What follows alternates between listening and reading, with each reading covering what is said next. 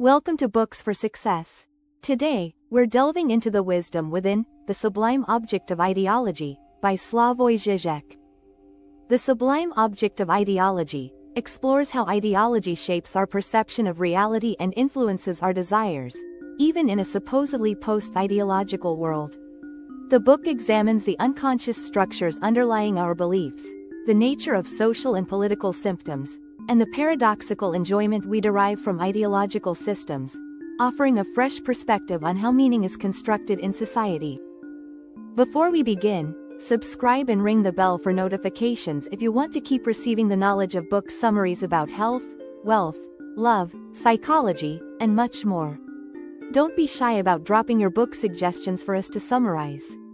Also, you can use this video as an audiobook summary. Let's grow and succeed together. What's in it for me? Uncover the strange source of human desire.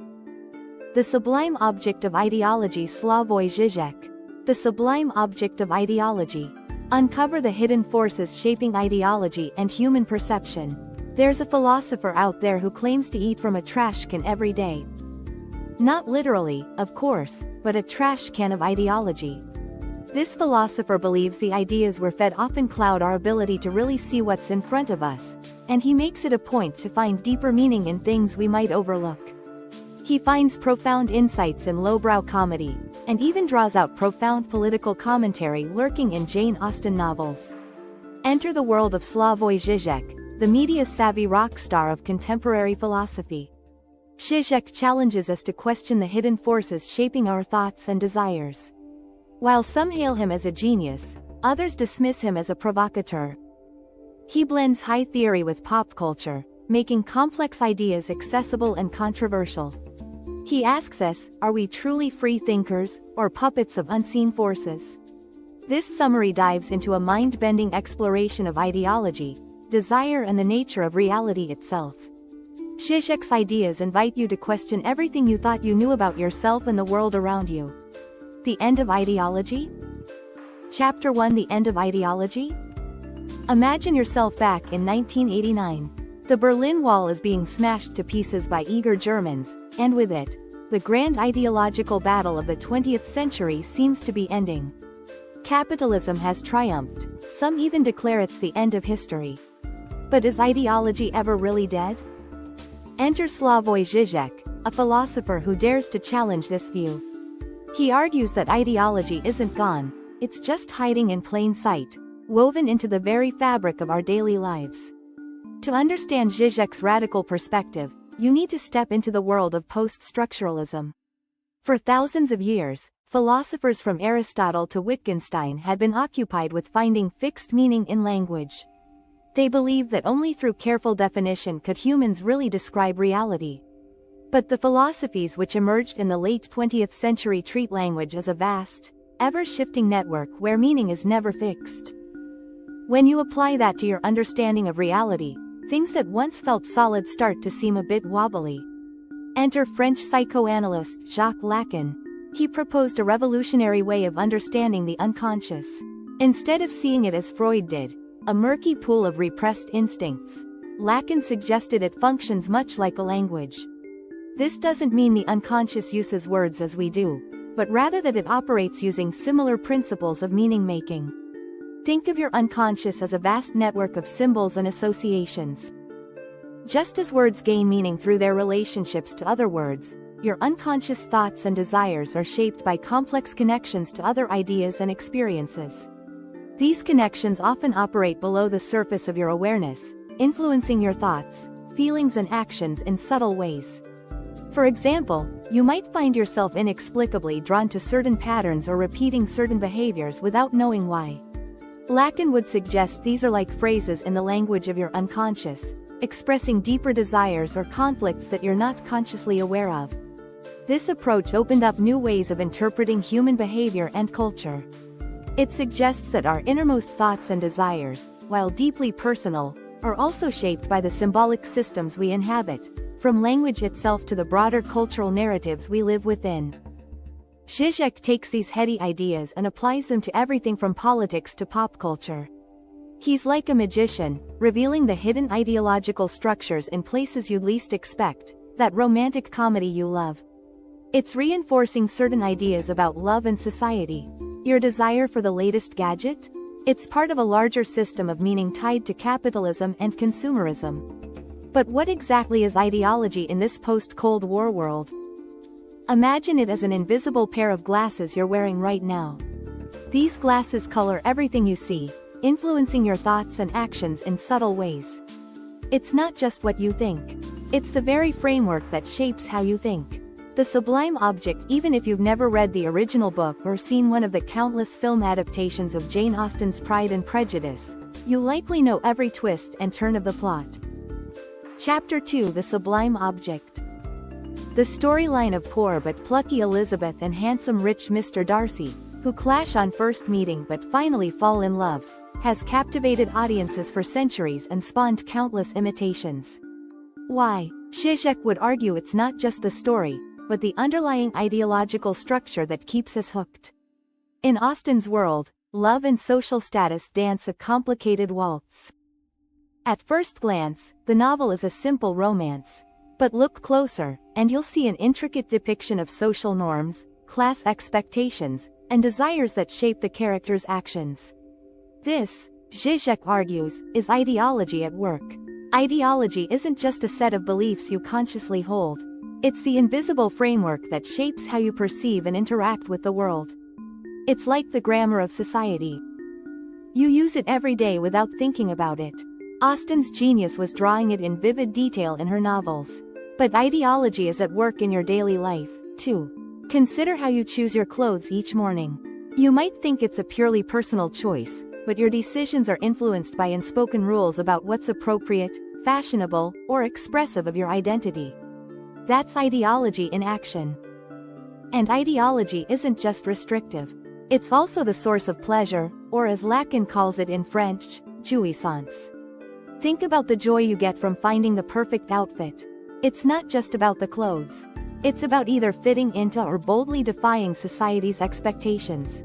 This brings us to the concept of the object petita, or the elusive object of desire that keeps us engaged in ideological structures. In Pride and Prejudice, object petita is the social ideal of a perfect match that drives the plot and the central characters. In your life, it could be the pursuit of the perfect job, relationship, car. Even a reusable cup or detangling hairbrush can become an object of desire in late capitalism. Having the trendiest item holds the promise of fulfillment, but never delivers. That's because the key to this object of desire is that it is never fully attainable. Like a mirage, it keeps shifting as you approach it. You might think that landing that promotion, getting the latest gadget, or buying a bigger house will bring you happiness. But once you have it, there's always something else to crave. This constant pursuit finally leads us to the idea of the sublime object of ideology. It's the kernel around which our desires and social structures orbit, and it's what gives our ideological systems their power and persistence. It's not something you can hold or even fully understand, but it drives the choices you make. It's the elusive promise that if you just reach a little further, you'll finally find fulfillment. And that's what keeps the system running. Whether it's in Austen's novels or our everyday lives, this sublime object pulls us in, keeping us hooked on the hope of a perfect outcome, even though it's always just out of reach. Chapter 3: Reality and the Three Orders. If our unconscious desire is driving so many of our decisions and beliefs, it's worth examining how we understand the nature of reality itself. Lacan proposed that our experience of reality is structured by three orders: the real, the imaginary, and the symbolic. Žižek explores these concepts in depth and applies them to both the individual and to culture itself. Think of these orders like the three legs of a stool. With all three in place, the seat is stable. But if one of the legs is missing, the whole thing falls down. The symbolic order of reality is like the rules of the game. It's the shared languages and symbols of culture, as well as the social norms that allow you to navigate the world. When you exchange money for goods, you're operating in the symbolic realm. Likewise, when you read words on a page, or even listen to this chapter, the shapes and sounds are part of a symbolic order, language, that communicates ideas. Next, the imaginary order is like the funhouse mirror of your psyche. It's not just about the idealized version of yourself you present on social media, but encompasses all the ways you construct and perceive identity, both your own and that of others. Lacan traces this back to Freud's mirror stage of infancy, where you first recognize your reflection and form a cohesive self-image. The imaginary is the realm where you craft narratives about who you are and how the world works. It's the filter through which you interpret your experiences, often filling in gaps with assumptions and fantasies. In culture, the imaginary is everywhere. It's in the Photoshopped magazine covers that shape beauty standards, the carefully curated Instagram feeds that define life goals, and the political soundbites that paint simplified pictures of complex issues. Žižek points out how movies and TV shows often function in the imaginary, providing us with idealized scenarios that shape our expectations of real life. Finally, there's the real order. It's the raw, unfiltered experience that resists symbolization. The real is what exists beyond language and imagination, the part of existence that can't be captured by words or images. It's often associated with moments of immense trauma or intense experience that shatter our understanding of the world. In many ways, both the imaginary and symbolic orders exist to help humans deal with the real. Trauma, illness, death, natural disasters, those moments when individuals or whole civilizations face realities that they can't handle. That's the real. But it is also there when you witness a clear, starry sky and are suddenly overcome by the vastness of the universe.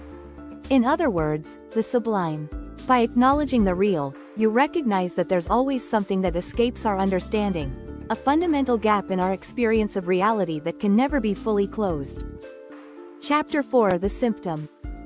The gaps in reality left by the three orders have to be filled in, both by individuals and whole cultures.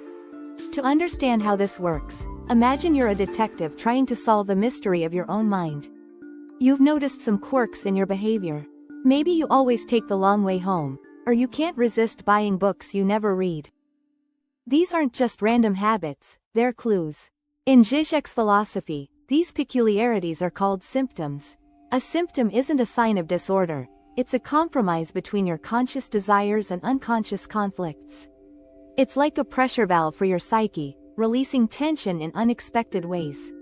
Like beer for Homer Simpson, a symptom is both the problem and the solution, or the way you found to cope with the contradictions in your life. But there's also a displacement of time at work in all this. Think about Marty McFly in the film Back to the Future, where his actions in the past create the very future he came from. Similarly, Žižek argues that the meaning of your actions is often determined retroactively. In other words, your symptoms aren't just effects of past causes, they actively shape how you interpret that past. But here's where it gets really interesting. Symptoms aren't just personal either, they exist on a societal level. A society's symptoms are the points where its ideological contradictions become visible. For instance, a culture might preach environmental responsibility while simultaneously celebrating consumerism. Or it might preach hard work to get ahead while taxing lower incomes disproportionately. These contradictions create cognitive dissonance, and that's the societal symptom coming to the surface. This brings us to the concept of ideological jouissance, the paradoxical enjoyment we derive from our beliefs even when they clash with reality. It's like watching a tragedy unfold on screen and feeling a mix of pain and pleasure. You might feel guilty about your carbon footprint but still get a thrill from buying a new gadget. That's ideological jouissance at work. Understanding symptoms and ideological jouissance helps us see patterns of meaning in the world around us. But how do all these threads come together to form a coherent picture? That's where we need to explore the concept of ideological quilting, the way certain key ideas act as anchors holding our belief systems in place. Chapter 5: The Stitches That Quilt Meaning. While it might seem a strange metaphor for how people and societies actively craft meaning, imagine for a moment the process of making a quilt. Each layer, the patchwork top, the padding in between, and the simple bottom, can all shift and slide around when they're separate. It's the stitches that bind them together into a unified whole. This is how Žižek envisions the way meaning forms in our cultures and ideologies, with each part coming together through shared connections. In the fabric of society, certain ideas act as anchor points, much like the stitches holding the quilt layers together. Lacan called these points decapitants, or quilting points. They're the key concepts that give stability to our worldviews. It's similar to how the idea of freedom functions in American culture. It's not just a concept, but a quilting point that ties together diverse notions of personal rights, economic systems, and national identity. It's the thread that stitches the American dream into a recognizable pattern. But here's the twist. These quilting points aren't fixed or universal. They're more like temporary knots, always at risk of coming undone. What seems like an unshakable truth in one era might unravel in the next. Remember when the sun revolved around the earth? That was once a quilting point of human understanding. This quilting process isn't just about ideas. It's intimately tied to desire and pleasure. Each stitch in the ideological quilt promises to fulfill a desire, to make sense of the world in a satisfying way. It's like the rush you get when you think you've figured it all out. That's the pleasure of ideology at work. But just as finishing one section of a quilt only reveals more fabric yet to be stitched, satisfying one desire only leads to new ones. It's an endless cycle, with each quilting point creating new spaces to be filled. Understanding this quilting process gives you a new perspective on how societies form and maintain their belief systems. It invites you to examine the quilting points in your own worldview. What are the key ideas that hold your beliefs together? How might they be stitched together differently? By recognizing the nature of ideological quilting, you gain the ability to unpick some of those stitches, to re-examine the patches of your worldview, and perhaps to quilt them together in new, more conscious ways. It's an invitation to become the master stitcher of your own understanding. Final words. In this summary to the Sublime Object of Ideology by Slavoj Žižek, you've learned that ideology isn't dead.